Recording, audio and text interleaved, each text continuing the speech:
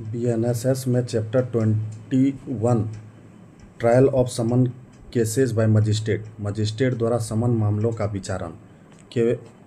को समझने से पहले यह समझना है कि समन ट्रायल क्या है। समन ट्रायल ऐसा मामला जिसमें मृत्यु दंड, आजीवन कारावास या 2 वर्ष से अधिक के कारावास की सज़ा का प्रावधान नहीं है। समन मामला माना जाता है जिसमें 2 वर्ष से कम की सज़ा का प्रावधान है,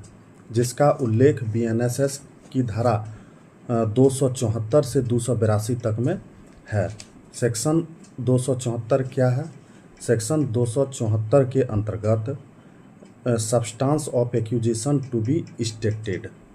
माना अभियोग का सारांश बताया जाना। सब्सटेंस ऑफ एक्यूजेशन, आरोप का सार। जब अभियुक्त किसी समन मामले में मजिस्ट्रेट के समक्ष पेश होता है या उसे लाया जाता है तो उससे अपराध का विवरण बताया जाएगा और पूछा जाएगा कि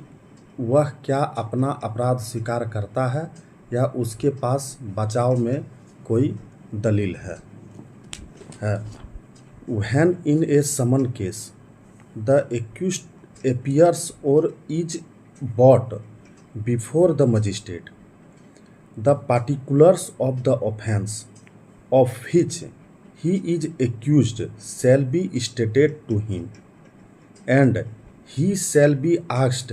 whether he plead guilty or has any defense to make, but it shall not be necessary to frame a formal charge।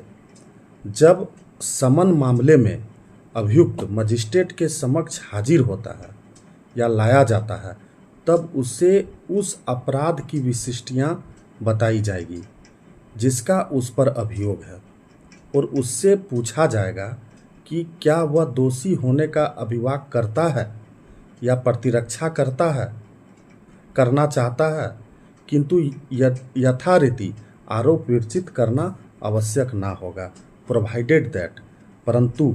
If the magistrate consider the accusation as groundless,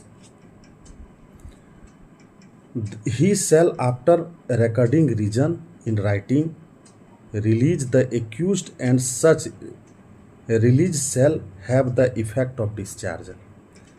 परंतु मजिस्ट्रेट अभियोग को आधारहीन समझता है